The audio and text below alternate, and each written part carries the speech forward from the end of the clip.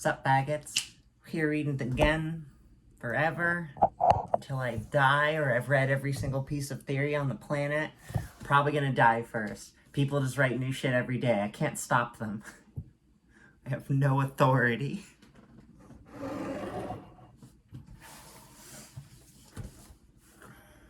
We're still gonna be reading At the Cafe, Conversations on Anarchism by Errico Malatesta. Yesterday we read 2 through 4.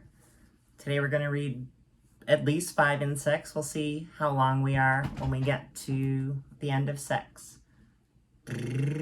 5.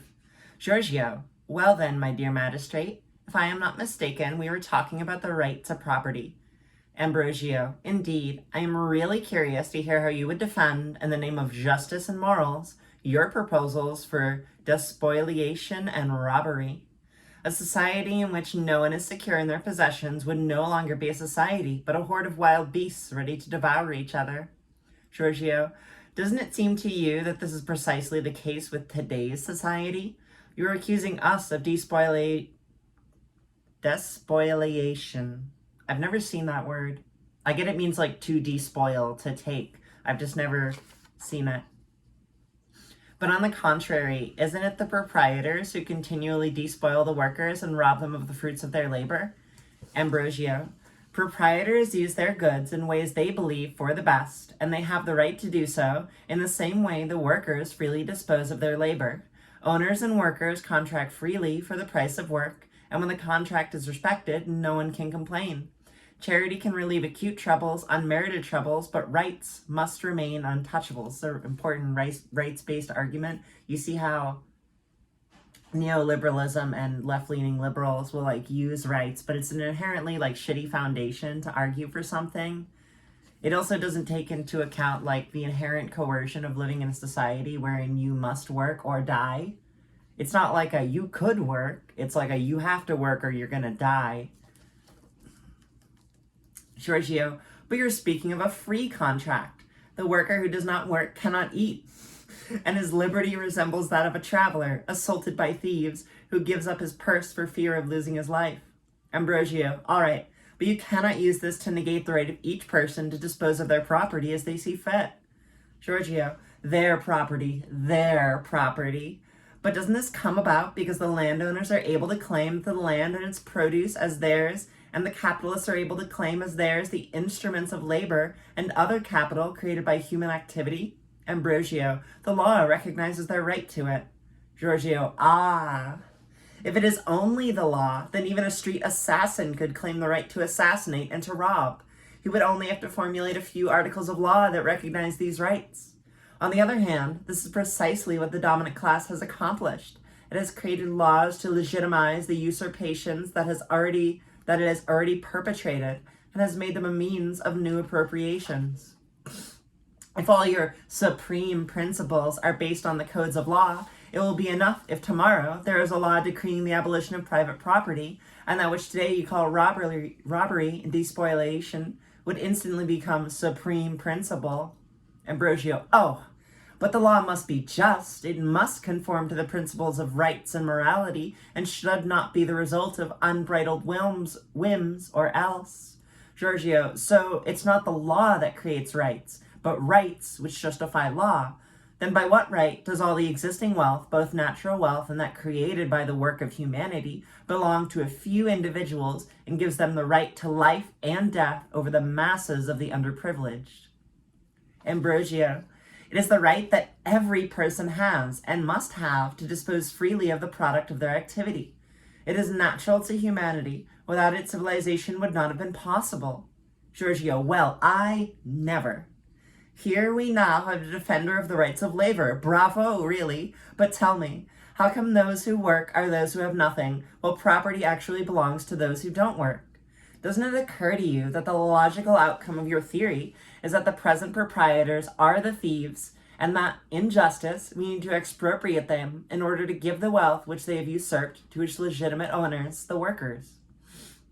Ambrosio, if there are some proprietors who do not work, it is because they were the first to work, they or their ancestors, and had the merit to save and the genius to make their savings bear fruit. Generational wealth is not like a good justification for continued slavery. Also, so much of like generational wealth comes from people, kind of like murdering people or enslaving them or running wars or grift, just all that grift. This is like, was it Texas got like 60 million recently to improve their infrastructure, and you absolutely know 59 million of that is going right into some pockets. Like literally the energy companies gave themselves all raises ahead of it. Giorgio, indeed, can you imagine a worker who, as a rule, earns scarcely enough to keep himself alive, saving and putting together some wealth? You know very well that the origin of property is violence, robbery, and theft, legal or illegal. But let's assume, if you like, that someone has made some economies of production in his work, his own personal work. If he wants to enjoy them later on, when and how he wishes, that is fine. But this view of things changes completely, however, when the process begins of making his savings, what you call, bear fruit. This means making others work and stealing from them a part of what they produce. It means hoarding some goods and selling them at a price higher than their cost. It means the artificial creation of scarcity in order to speculate upon it. It means taking away from others their livelihood, derived from working freely, in order to force them to work for poor wages, and many other similar things which do not correspond to a sense of justice and demonstrate that property, when it does not derive from straightforward and open robbery, derives from the work of others, which proprietors have, in one way or another, turned to their own advantage. Does it seem just to you that a person who has, let us concede, by their work and their genius, put together a little capital, can, because of this, rob others of the products of their work, and furthermore, bequeath to all the generations of his descendants the right to live in idleness on the back of workers? Does it seem just to you that because there have been a few laborious and thrifty men, I say this to bring out your proposition, that have accumulated some capital, the great mass of humanity must be condemned to perpetual poverty and brutalization? And, on the other hand, even if someone had worked for themselves with their muscles and their brains, without exploiting anybody, even if, against all the odds, such a one had been able to produce much more than they needed without the direct or indirect cooperation of the society as a whole, it does not mean because of this that they should be authorized to do harm to others, to take away from others the means of existence. If someone built a road along the shore, they could not, because of this, argue for a right to deny access of others to the sea. If someone could till and cultivate on their own all the soil of a province, they could not presume, because of this, to starve all the inhabitants of that province. If someone had created some new and powerful means of production, they would not have the right to use their invention in such a way as to subject people to their rule, and even less of bequeathing to the countless successions of their descendants the right to dominate and exploit future generations. If your great-grandfather was a slave owner, that gives you no right to own slaves. But I am losing my way to suppose for a moment that proprietors are workers or the descendants of workers. Would you like to tell me the origin of wealth of all the gentlemen in our community, both of noblemen of ancient stock as well as the nouveau riches? No billionaire today started in poverty. It's like they'll tell you that because they want to appear like self-starters, but like every billionaire today started with privilege and wealth. Doesn't come from nothing.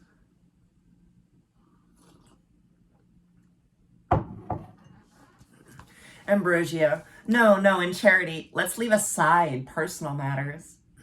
If there is some riches acquired by doubtful means, this does not provide a reason to deny the right to property. The past is the past, and it's not useful to dig up old problems again. Giorgio, we'll leave them buried if that's what you want. As far as I am concerned, it's not important. Individual property should be abolished, not so much because it has been acquired by more or less questionable means, although it has been, as much as because it grants the right and means to exploit the work of others, and its development will always end up making the great mass of people dependent on a few. But, by the way, how can you justify individual landed property with your theory of savings? You can't tell me that this was produced from the work of the proprietors or of their ancestors? Ambrosio, you see, uncultivated sterile land has no value. People occupy it, reclaim it, make it yield, and naturally have a right to its crops, which wouldn't have been produced without their work on the land. Giorgio, all right, this is the right of the worker to the fruits of his own labor, but this right ceases when he ceases to cultivate the land, don't you think so? Now, how is it that the present proprietors possess territories, often immense, that they do not work, have never worked, and most frequently do not allow others to work? How is it that lands that have never been cultivated are privately owned? What is the work? What is the improvement which may have given a date of origin, in this case, to property rights? The truth is that for the land, even more for the rest, the origin of private property is violence, and you cannot successfully justify it if you don't accept the principle that right equals force, might makes right. And in that case, heaven help you if you one day become the most enfeebled.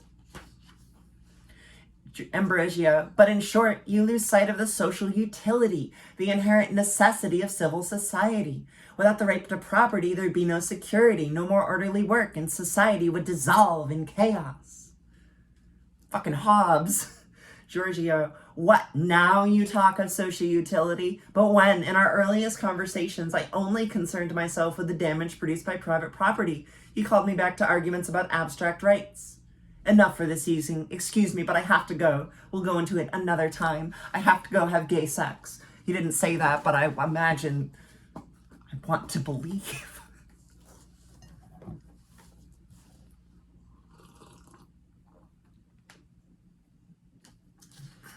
I think he makes a really important point here about how, like, if you're saying property rights are descended from use and improvement, then wherefore to your 100 acres that no human being could fucking manage without immense now technological support and then like wage slavery.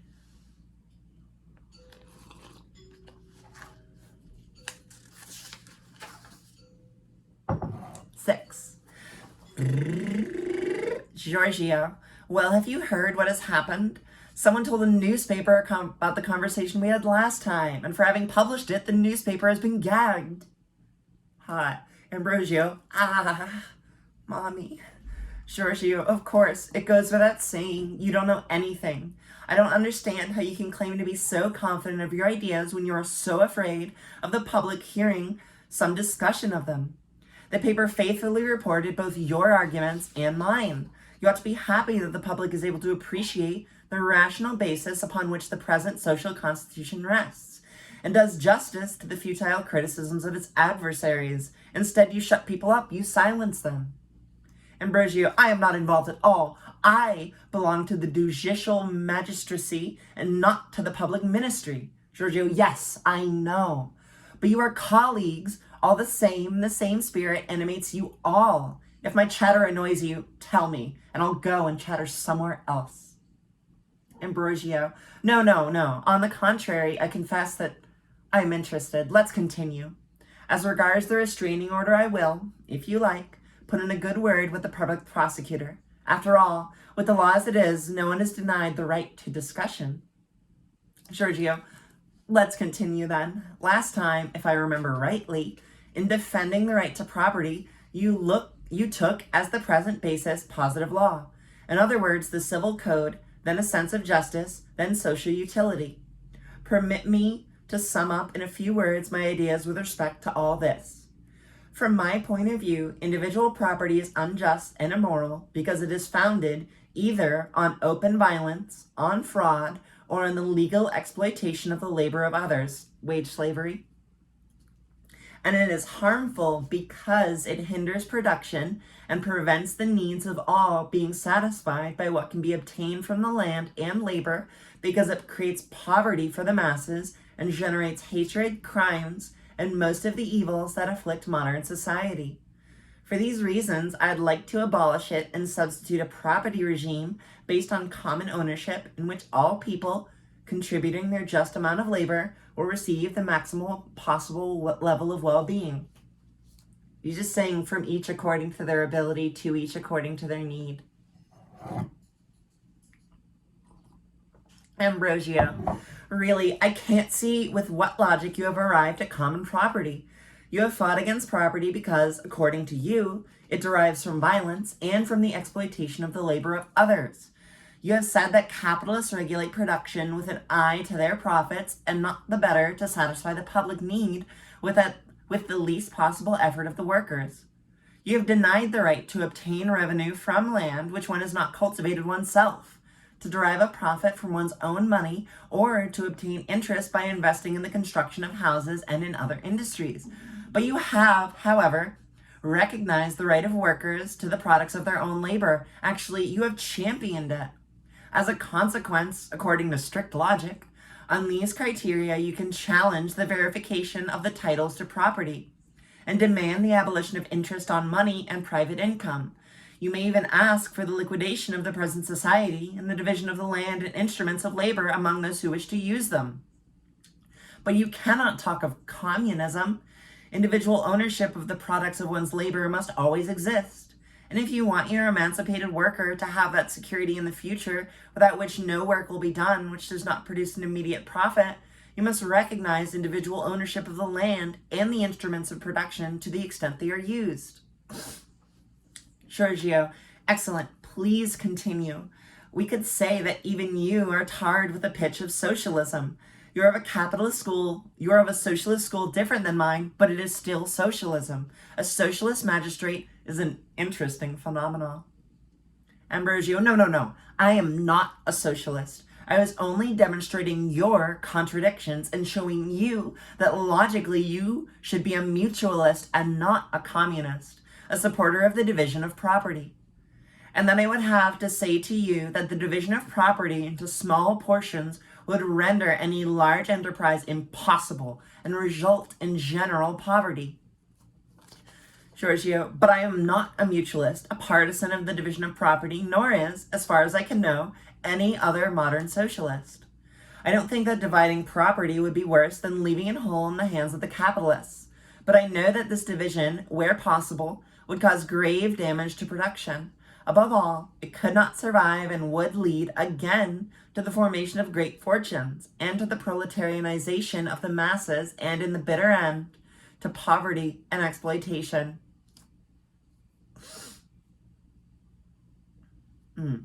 I say that the worker has the right to the entire product of his work, but I recognize that this right is only a formula of abstract justice, and means, in practice, that there should be no exploitation, that everyone must work and enjoy the fruits of their labor according to the custom agreed among them. Workers are not isolated beings that live by themselves and for themselves, but social beings that live in a continuous exchange of services with other workers, and they must coordinate their rights with those of the others. Moreover, it is impossible, the more so with modern production methods, to determine the exact labor that each worker contributed, just as it is impossible to determine the differences in productivity of each worker or each group of workers, how much is due to the fertility of the soil, the quality of the implements used, the advantages or difficulties flowing from the geographical situation or the social environment. This is really important that it's incredibly difficult, especially now, to mathematically divine, yes, this is the exact product of your labor. You can do this on certain things, if you cut down a tree, do all the fucking work and make it into a chair, yeah, the fucking chair.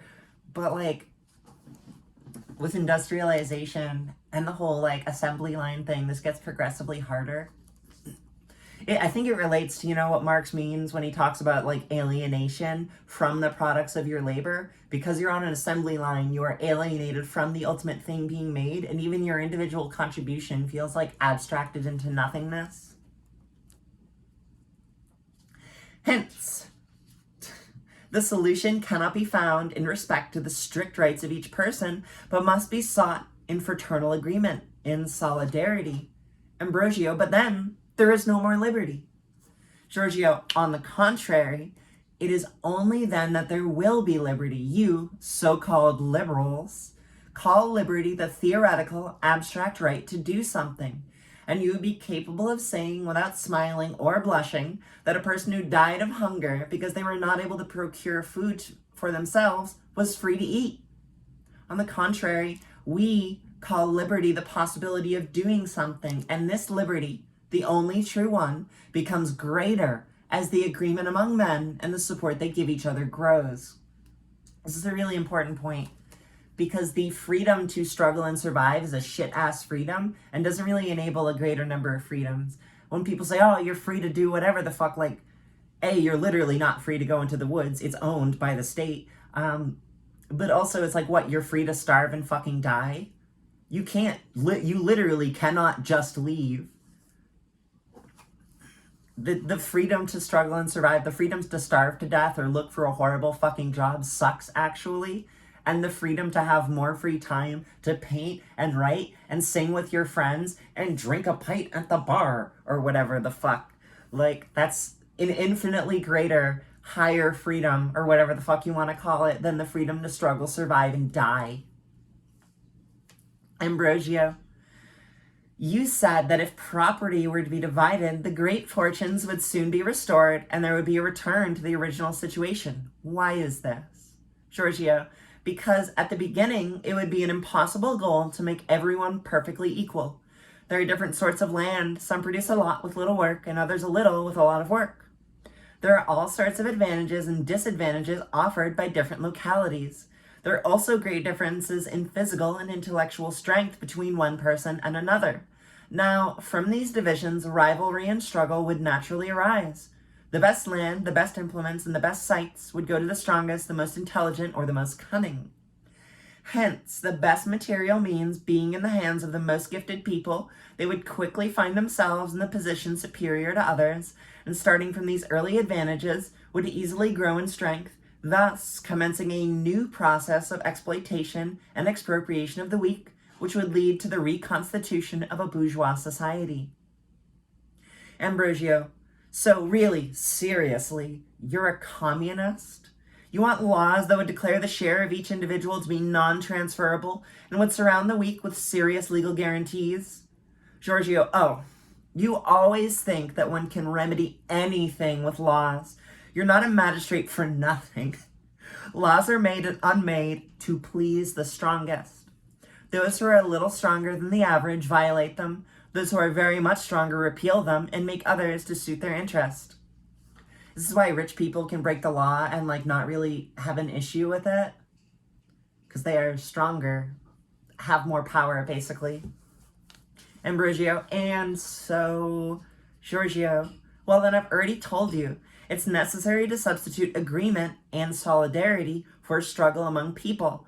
And to achieve this, it is necessary, first of all, to abolish individual property. Ambrosio, but there would be no problems with all the goodies available. Everything belongs to everybody. Whoever wants to can work, and who doesn't can make love, eat, drink, be merry. Oh, what a land of plenty. What a good life. What a beautiful madhouse. Ha ha ha ha. Giorgio, considering the figure you are cutting by wanting to make a rational defense of a society that maintains itself by brute force, I don't really think that you have much to laugh about. Yes, my good sir, I am a communist, but you seem to have some strange notions of communism. Next time, I'll try and make you understand. For now, good evening.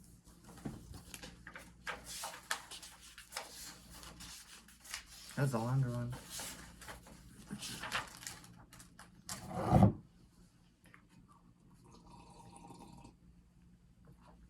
I think I'm going to read 7.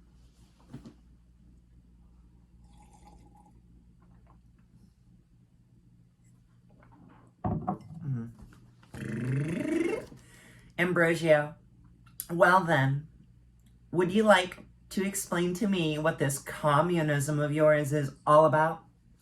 Giorgio, with pleasure.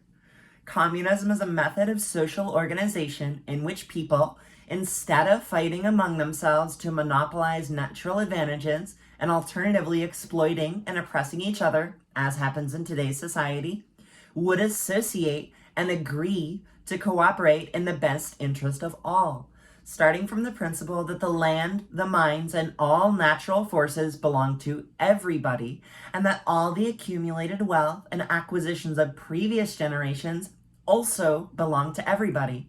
People in communism would want to work cooperatively to produce all that is necessary. Ambrosio, I understand. You want, as was stated in a news sheet that came to hand during an anarchist trial, quote, for each person to produce according to their ability and to consume according to their needs, or for each to give what they can and take what they need. Isn't that so? Giorgio, in fact, these are the principles that we frequently repeat. But for them to represent correctly our conception of what a communist society would be like, it is necessary to understand what is meant. It is not obviously about an absolute right to satisfy all of one's needs, because needs are infinite, growing more rapidly than the means to satisfy them, and so their satisfaction is always limited by the productive capacity, nor would it be useful or just that the community, in order to satisfy excessive needs, otherwise called caprices, of a few individuals, should undertake work out of proportion to the utility being produced. Basically, there's like a number of things which like we should work for, but there's other things that is like not really. I'm trying really hard not to make kink jokes right now. I'm just saying, we're satisfying your need to food, shelter, medicine, and clothing. Who said you get orgasms? We all know good girls don't come.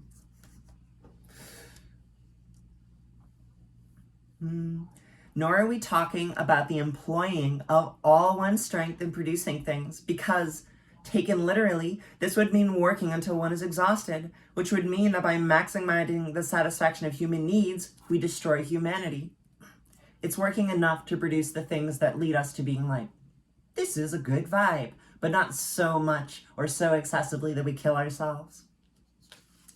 What we would like is for everybody to live in the best possible way so that everybody with a minimum amount of effort will obtain maximum satisfaction. I don't know how to give you a theoretical formula which correctly depicts such a slate of affairs. But when we get rid of the social environment of the boss and the police, and people consider each other as family and think of helping instead of exploiting one another, the practical formula for social life will soon be found. In any case, we'll make the most of what we know and what we can do, providing for piece-by-piece modifications as we learn to do things together. Ambrosio, I understand you're a partisan of the prise au tasse, as your comrades from France would say. That is to say, each person produces what he likes and throws in the heap. Or, if you prefer, brings to the communal warehouse what he has produced, and each takes from the heap ever he likes and whatever he needs. Isn't that so? Giorgio, I noticed that you decided to inform yourself a little about this issue, and I guess that you have read the trial documents more carefully than you normally do when you send us to jail, motherfucker. If all magistrates and policemen did this, the things that they steal from us during the searches would at least be useful for something. But let's return to our discussion. Even this formula of take from the heap is only a form of words that expresses an inclination to substitute for the market spirit of today the spirit of fraternity and solidarity, but it doesn't indicate with any certainty a definite method of social organization. Perhaps you could find among us some who take that formula literally because they suppose that work undertaken spontaneously would always be abundant and that products would accumulate in such quantity and variety that rules about work or consumption would be pointless. But I don't think like that. I believe, as I've told you, that humans always have more needs than the means to satisfy them, and I am glad of it because this is a spur to progress. And I think that, even if we could, it would be an absurd waste of energy to produce blindly to provide for all possible needs, rather than calculating the actual needs and organizing to satisfy them with as little effort as possible. So once again, the solution lies in accord between people and in the agreements, expressed or silent, that will come about when they have achieved equality of conditions and are inspired by a feeling of solidarity. Try to enter into the spirit of our program, and don't worry over much about formulas that, in our party, just like any other, are not pithy and striking, but are always a vague and inexact expression of an inexact way of expressing a broad direction.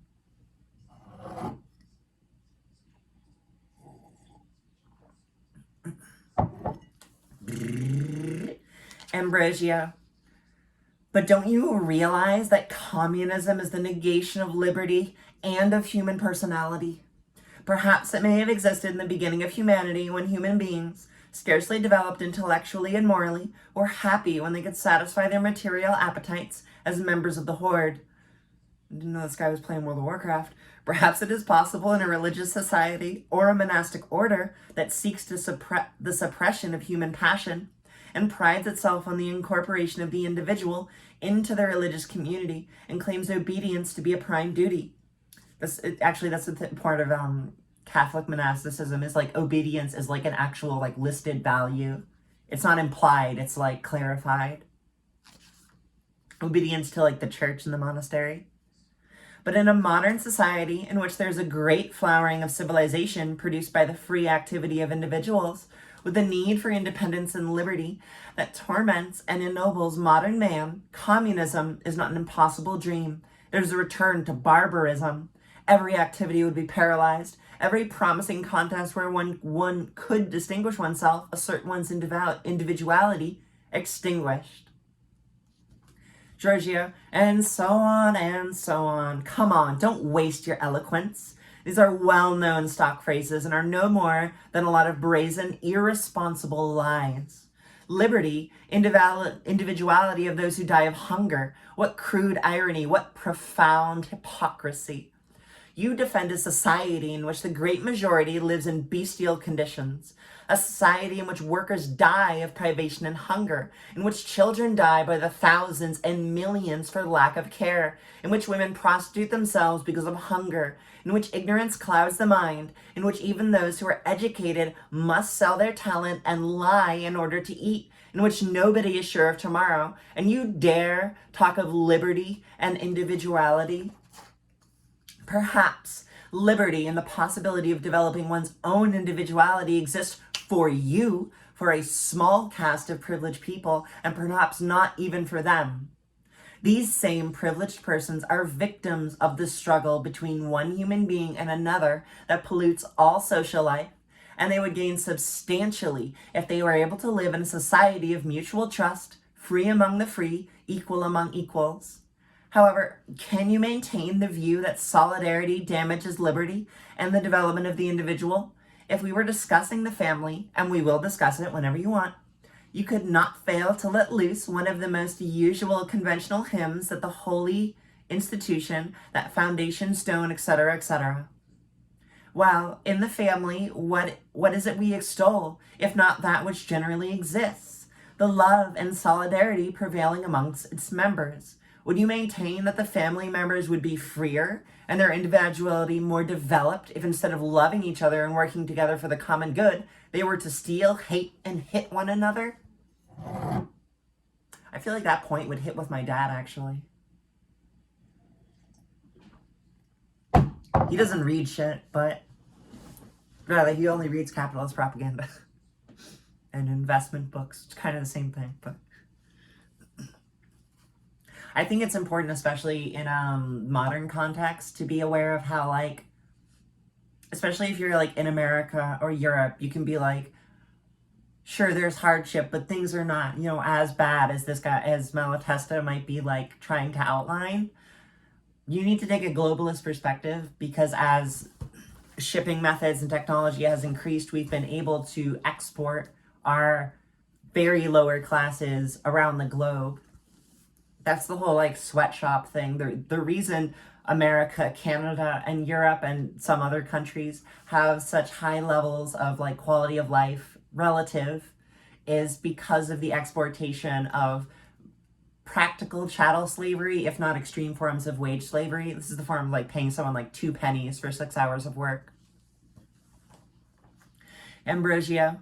But to regulate society like a family, to organize and to make a communist society function, you need immense centralization, an iron despotism, and an omnipresent state.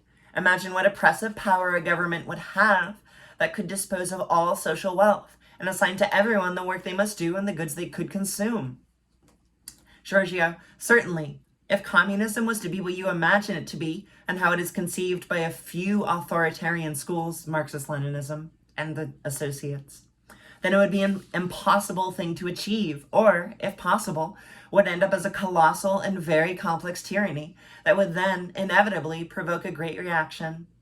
But there is none of this in the communism that we want. We want free communism, anarchism, if the word doesn't offend you. In other words, we want a communism which is freely organized from bottom to top, starting from individuals that unite in associations which slowly grow bit by bit into ever more complex federations of associations. Finally, embracing the whole of humanity in a general agreement of cooperation and solidarity. And just as this communism will be freely constituted, it must freely maintain itself through the will of those involved. Ambrosio, but for this to become possible, you need human beings to be angels, for everyone to be altruists. Instead, people are by nature egotistical, wicked, hypocritical, and lazy. Me when I write the entirety of Wikipedia because I'm lazy. Giorgio, certainly, because for communism to become possible, there is a need that human beings, partly because of an impulse towards sociability, and partly from a clear understanding of their interests, don't bear each other ill will, but want to get on and to practice mutual aid. But this state is far from seeming an impossibility. It is even now normal and common. The present social organization is a permanent cause of antagonism and conflict between classes and individuals. And if despite this society is still able to maintain itself and doesn't literally degenerate into a pack of wolves devouring each other, it is precisely because of the profound human instinct for society that produces the 1,000 acts of solidarity, of sympathy, of devotion, of sacrifice that are carried out every moment. Without them even being thought about, that makes possible the continuance of society, notwithstanding the causes of disintegration that it carries within itself. Human beings are, by nature, both egoistic and altruistic, biologically predetermined, I would say, prior to society. If humans had not been egoistic, if that is to say, they had not had the instinct for self-preservation, they could not have existed as individuals. And if they hadn't been altruistic, in other words, if they hadn't had the instincts of sacrificing themselves for others, the first manifestation of which one finds in the love of one's children, they could not have existed as a species, nor, most probably, have developed a social life. The coexistence of the egoistic and the altruistic sentiment, and the impossibility in existing society of satisfying both, ensures that today, no one is satisfied, not even those who are in privileged positions. On the other hand, communism is the social form in which egoism and altruism mingle, and every person will accept it because it benefits everybody. There's like an important argument here of like communism as argued from a position of selfishness. If you look at like John Rawls's Veil of Ignorance, where what would rational self-interested agents try to structure society as? They would try to maximize the minimum of society, which is a point Malatesta makes earlier in the work, that we ought to try to maximize the lowest part of society. Hey, I'm busy. Can you hand me my Vaseline? Sure. Look at that, altruism. I was making a point. All right. Kropotkin goes into this in a more scientific way when he wrote Mutual Aid, but you can it's this capitalist myth that people fucking hate each other. It's not true. People just want to work together the vast majority of the time. Zoe B put out a recent video about collapse, and she has a whole great section in there about how people work together in the absence of forced coercion, as in the state and police. And that it's a literally perpetuated lie that people work against each other. I don't know if Thomas Hobbes was the first motherfucker to think up such nonsensical bullshit, but he has had a long-term influence since he wrote Leviathan, the fucking bastard. Anyway, Ambrosio, it may be as you say, but do you think that everybody would want and would know how to adapt themselves to the duties that a communist society imposes if, for instance, people do not want to work? Of course, you have an answer for everything in theory, as best suits your argument, and you will tell me that work is an organic need, a pleasure, and that everybody will compete to have as much as possible of such a pleasure. Giorgio, I'm not saying that, although I know that you would find that many of my friends would say so. According to me, what is an organic need and a pleasure is movement, nervous and muscular activity, but work is a disciplined activity aimed at an objective goal, external to the organism. And I well understand how it is that one may prefer horse riding when instead it is necessary to plant cabbage. But I believe that human beings, when they have an end in view, can adapt and do adapt to the conditions necessary to achieve it. People can suffer a lot for 4 years to get a fucking degree when they have like an end goal in sight. Or you can dig a deep ass hole even when you hate manual labor because you need to put your shit somewhere. Since the products that one obtains through work are necessary for survival, and since nobody will have the means to force others to work for them, everyone will recognize the necessity of working and will favor that structure in which work will be less tiring and more productive. And that is, in my view, a communist organization. When I've lived in land squats, everyone recognizes you have to dig the hole for the shitter. Because it is apparent, very incredibly self-obvious that if you don't dig the hole for the shitter, you will have nowhere to put your shit. And people, everyone, I've never seen someone who doesn't, if they've lived in there for more than like 3 months, be like, yeah, I can help dig the hole a little bit. Like me, people fucking like literally drinking 24/7, being like, yeah, I'm gonna go help dig the hole because I understand its immediate need on my own and everyone else's life. Consider also that in communism, these same workers organize in direct work, and therefore have every interest in making it light and enjoyable. Consider that in communism, there will naturally develop a public view that will condemn idleness as damaging to all. And if there will be some loafers, they will only be an insignificant minority, which could be tolerated without any perceptible harm. Ambrosio, but suppose that in spite of your optimistic forecasts, there should be a great number of loafers. What would you do? Would you support them? If so, then you might as well support those whom you call the bourgeoisie.